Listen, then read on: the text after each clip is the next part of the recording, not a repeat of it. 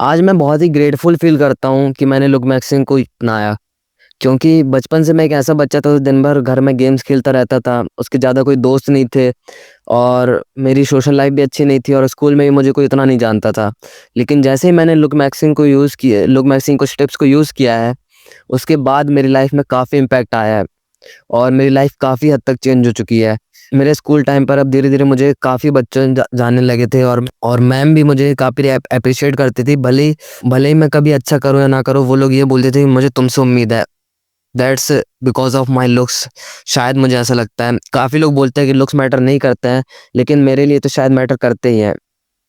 तो मैं तुमको भी ऐसी कुछ 5 टिप्स बताऊँगा, जिससे तुम भी अपनी लाइफ़ कंप्लीटली चेंज कर सकते हो। और वीडियो शुरू करने से पहले सबसे पहले मैं ये बताऊँगा कि लुक मैक्सिंग का असली मतलब ये है कि अपने फुल पोटेंशियल पे जाना।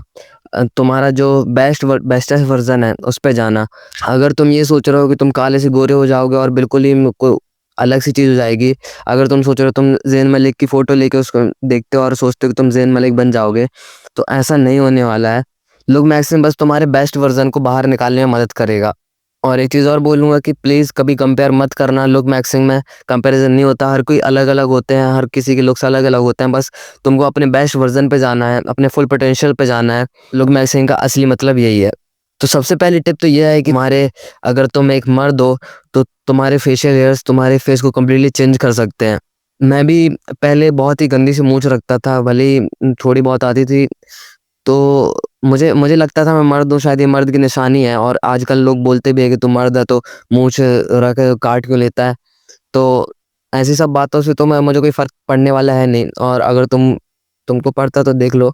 लेकिन सबसे मेन चीज़ ये है कि मैंने अपनी मुस्टैच को अलग किया, उसके बाद ही मेरे फेस पे ऐसे ड्रास्टिकल चेंज देखा। स्टार्टिंग में तो मुझे अलग-सा लगा कि शायद अच्छा नहीं लग रहा हूँ, लेकिन धीरे-धीरे जब मुझे कॉम्प्लीमेंट्स मिलने लगे, तो मुझे पता चला है कि शायद मुस्टैच अब जब तक सही से नहीं आ रही है, तब तक मत रखो। बिल्कुल भी अगर तुम्हें पैची बियर्ड भी आती है, तो उसको ना ही रखो तो ज़्यादा सही है, क्लीन शेव ज़्यादा सही रहेगा तुम्हारे लिए। और तुम्हारी हेयर स्टाइल भी सबसे ज़्यादा मैटर करती है लुक मैक्सिंग में। तुम्हारे फेशियल हेयर से तुमको कम से कम 20 से 30% तक लोग मैक्सिंग करवा सकते हैं। तो तुम अपनी हेयर स्टाइल भी अच्छे से चूज़ कर लेना। हेयर स्टाइल के ऊपर तुमको यूट्यूब में हज़ारों वीडियो मिल जाएँगी। तुम सर्च करके बस अपने लिए बेस्ट हेयर स्टाइल चूज़ कर सकते हो। और या तो फिर एक चीज़ ये कर सकते हो, चैट ने एक और बताया था कि अपने पूरे बाल कटवा लो, पूरा गंजे हो जाओ और फिर उसके बाद अपने बालों को बढ़ने दो। अ, तुमको जैसे भी मीडियम अच्छे लगता है रखो, लंबे अच्छे लगते हैं वैसे रखो। और फिर सेकंड चीज़ ये आती है कि स्किन क्वालिटी पे भी मैंने क्या काम करना शुरू किया। मेरी स्किन अभी नहीं लगेगी उतनी क्लियर, लेकिन अभी अभी मैं टीनेज में हूँ। टीनेज में तुम भी अगर हो तो ऐसा सोच लेना कि भाई टीनेज में तुमको पिंपल्स और ये सब चीज़ें तो देखने को मिलेंगी और उसको काफ़ी हद तक तुम ठीक कर सकते हो। लेकिन हर कोई अलग-अलग होता है, शायद किसी को ज़्यादा भी इम्पैक्ट कर सकते हैं, किसी के हॉर्मोन्स अलग होते हैं तो उसको ज़्यादा पिंपल्स भी आ सकते हैं। लेकिन मैंने अपने कोलेजन पे काम किया। ग्लोइंग स्किन ज़्यादा बेटर होती है कि एक फेयर स्किन से, ये चीज़ तुम ध्यान में रखना। तो स्किन केयर करने के लिए बस तुमको ज़्यादा कोई मेहनत करना नहीं है, बस एक डेली रूटीन कंसिस्टेंसी तुमको फ़ॉलो करना है और तुम्हारी स्किन काफ़ी लोगों से अच्छी हो जाएगी। बस तुमको इतना सा काम करना है, लोग मैक्सिमम स्किन में इतना काम तुमको नहीं करना है कि तुमको कहीं सर्जरी करवाना है, कहीं कुछ करवाना है। वो चीज़ उतनी मैटर नहीं करेगी। अगर तुमको अपने फुल पोटेंशियल में जाना है, तो तुमको सिर्फ़ अपनी स्किन को डेली के रूटीन में केयर करना पड़ेगा।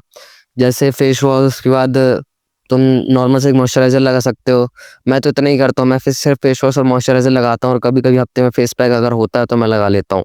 तुम भी ऐसे ट्राई कर सकते हो। अपनी स्किन को मैंने इतना इतना ही किया और इससे मुझे काफ़ी इम्पैक्ट हो चुका है, तो तुमको जो सही लगता है वो स्किन केयर अच्छे से कर सकते हो तुम्हारी स्किन टाइप के हिसाब से। और फिर थर्ड चीज़ ये आती है कि एक अच्छी डाइट होना बहुत ज़रूरी है। एक टाइम पे ऐसा था जब मैं बहुत ही जंक फूड खाता रहता था, कुछ भी उल्टा-सीधा खाता रहता था। मेरे दोस्त जा रहे तो मैं दोस्तों के साथ जाके खाने लगता रहा। लेकिन अभी मैं काफ़ी टाइम से नहीं खा रहा हूँ।